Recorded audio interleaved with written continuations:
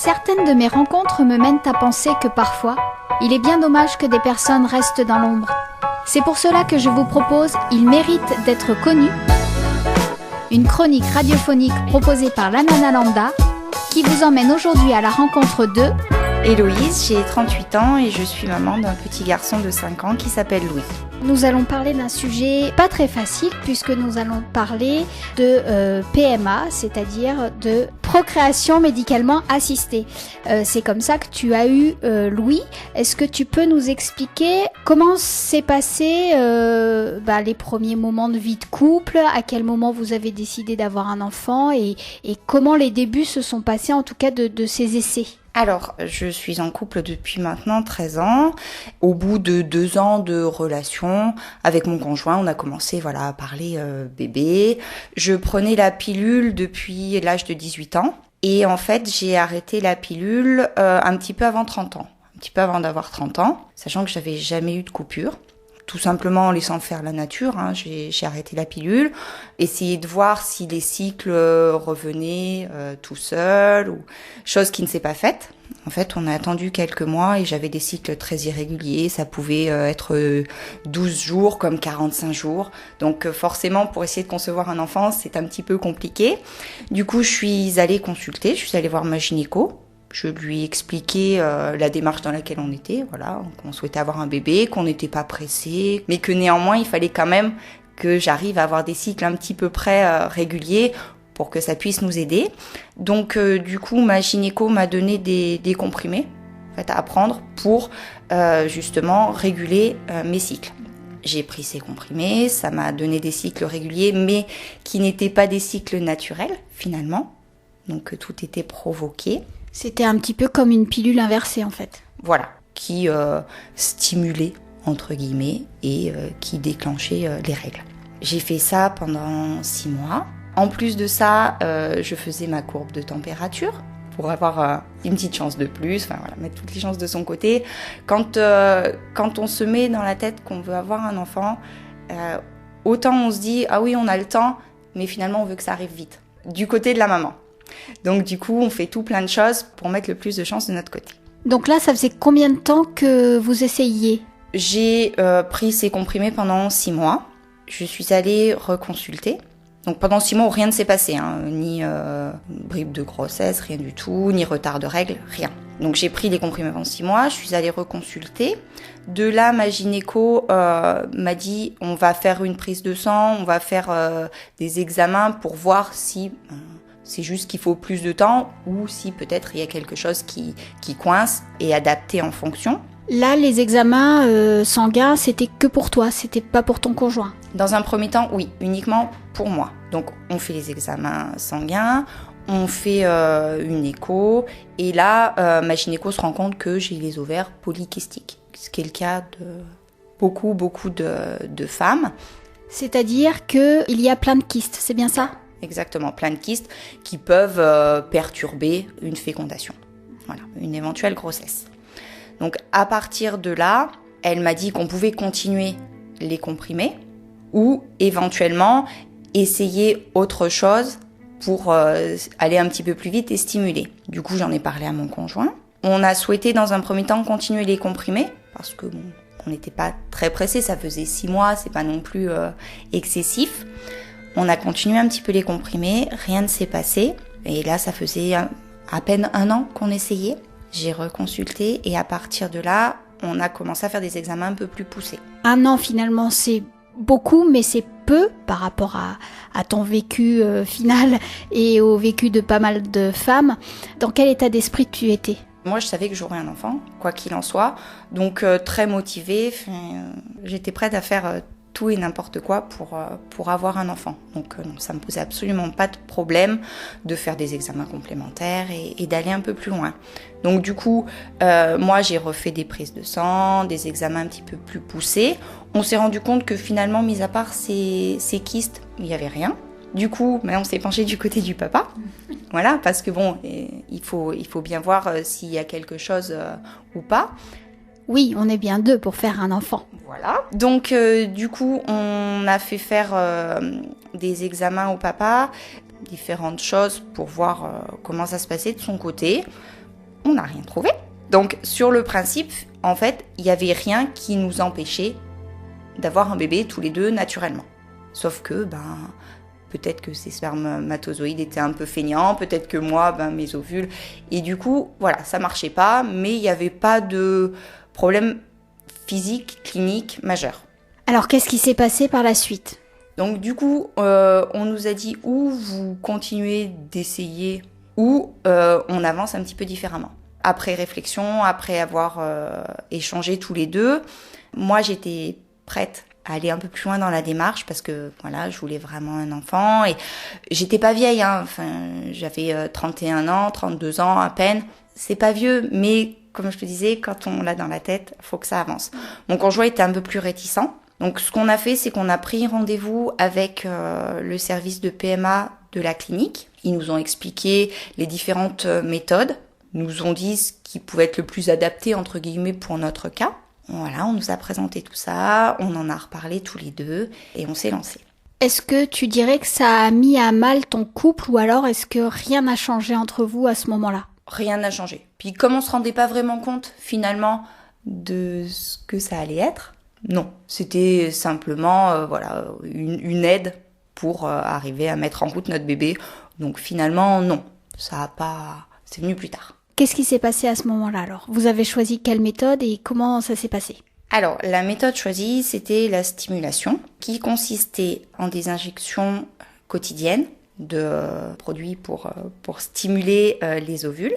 Du coup, tous les jours, à la même heure, il y avait une injection à se faire dans le ventre, en intra, avec une dose quotidienne. C'était toi qui te la faisais toi-même ? Non, parce que j'en étais pas capable. Donc j'ai fait appel à un cabinet d'infirmières. Il s'est avéré que c'était un homme, un infirmier. Sur le principe, ça m'a pas dérangé. Donc il est venu le premier soir, je lui ai expliqué, ils ont l'habitude. Mais voilà, donc il m'a dit on va piquer. Le premier soir, j'ai fait un malaise vagal. Bon. Mais l'appréhension, puis un enjeu tellement important, on se met une telle pression que... Puis j'avais peur, quoi. Donc, premier soir, malaise vagal, ça commence bien. Et puis, bon, voilà, on continue, on met tous les soirs une injection. Et à une certaine date, on fait ce qu'on appelle l'injection pour provoquer l'ovulation. Cette injection-là, normalement, elle se fait à une autre heure que les injections quotidiennes. En général, c'est vers minuit. Les autres, on les faisait entre 19h et 19h30. Pourquoi minuit ? Eh bien parce que c'est particulier, il faut la faire à une certaine heure et en milieu de nuit. Bon.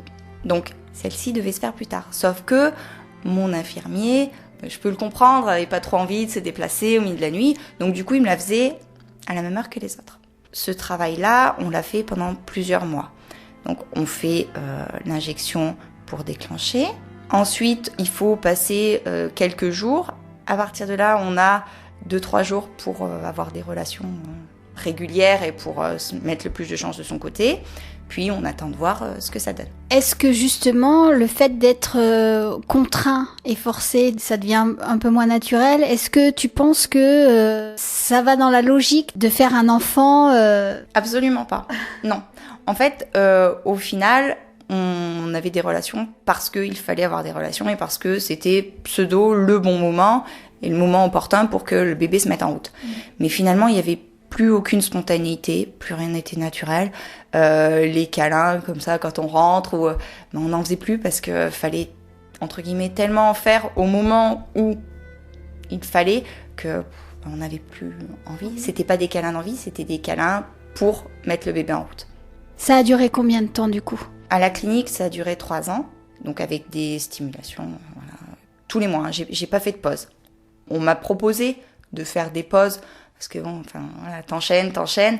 Mais je voulais tellement que j'ai pas fait de pause jusqu'au moment où j'ai fait une hyperstimulation. Une hyperstimulation, c'est-à-dire que tous les jours on t'injecte des hormones et moi je réagissais trop. Donc j'avais un nombre d'ovocytes très très conséquent, ce qui fait que j'ai dû être hospitalisée en urgence pour avoir un traitement qui justement fasse effet inverse. J'ai failli mourir d'hyperstimulation. J'ai été hospitalisée le jour de mon anniversaire, le jour de mes 33 ans, pendant plusieurs jours, et là on s'est dit stop. À ce moment-là, vous avez décidé d'arrêter le traitement qui avait duré 3 ans, c'est bien ça? Oui, depuis le moment où j'ai commencé à prendre des comprimés oui. Enfin, en tout cas, on s'est dit stop avec la clinique, quoi. C'est terminé. Enfin, c'était trop dur. Et nous deux, psychologiquement, c'était très dur. Au niveau du couple, ça commençait à être un petit peu plus tendu, même si vraiment, enfin, on a été soudés du début à la fin. Mais on a dit la clinique, on arrête. Tu te remets de cette hyperstimulation. Combien de temps ça a pris? Ça a pris 2 mois. Mais pendant ces 2 mois, j'ai fait le dossier pour pouvoir entrer au service PMA d'Estaing. T'avais pas lâché totalement l'affaire? J'ai jamais lâché. On n'a jamais lâché. Qu'est-ce qui s'est passé après ces 2 mois et après être remise totalement de ce passage-là? Donc du coup, j'ai envoyé mon dossier à Estaing. J'ai attendu d'avoir une réponse. On m'a envoyé un courrier avec une date de rendez-vous avec le professeur responsable du service de PMA d'Estaing. On l'a rencontré.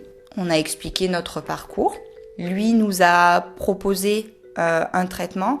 Sur la base, c'était le même, en fait, mais avec un suivi beaucoup plus serré.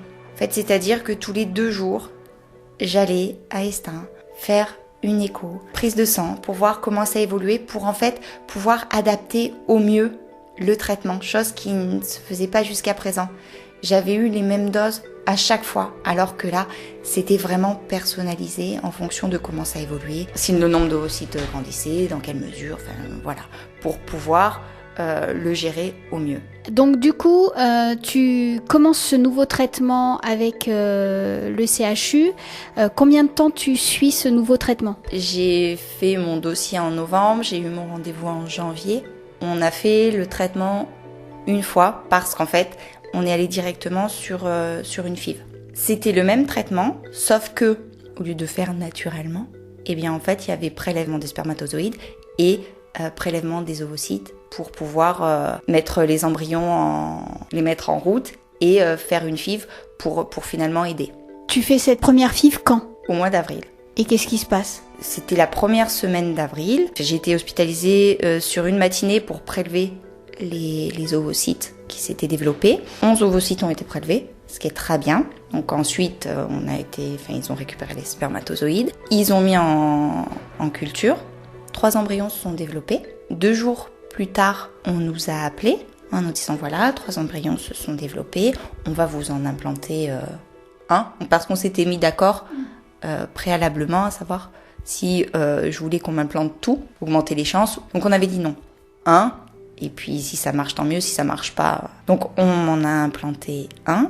Et les 2 autres, ils les ont gardés pour les développer un petit peu plus et voir si éventuellement ils pouvaient les congeler.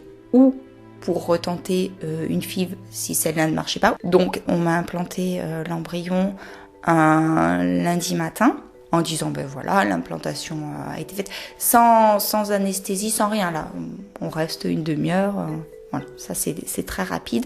En me disant, vous changez pas votre rythme de vie, voilà, vous faites votre vie, si ça doit accrocher, ça accrochera. J'ai fait ma vie, sauf que je me suis bien dépensée. Le week-end d'après, on était descendu dans le sud, voir des amis, 7 heures de route.